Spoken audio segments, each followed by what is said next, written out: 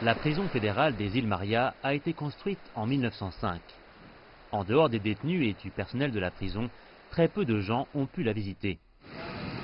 CGTN a récemment visité cette île carcérale isolée, située à 110 km au large de la côte pacifique du Mexique. Pendant des décennies, des gouvernements autoritaires ont envoyé des dissidents politiques sur les îles Maria. Son prisonnier le plus célèbre, l'écrivain José Revueltas, y a écrit un roman intitulé Mur d'eau. Sur décret présidentiel, le Mexique a transféré ce mois-ci 584 détenus vers des prisons continentales. Le gouvernement a fait libérer des dizaines d'autres détenus.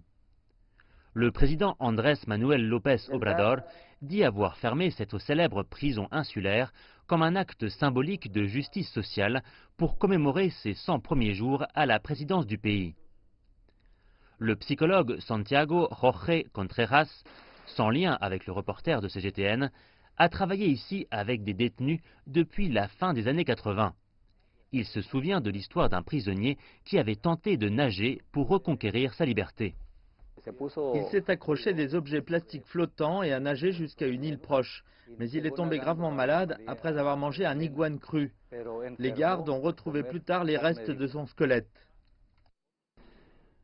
La plupart des Mexicains connaissaient cette colonie pénitentiaire reculée car elle apparaissait dans des films, dont un avec l'acteur Pedro Infante.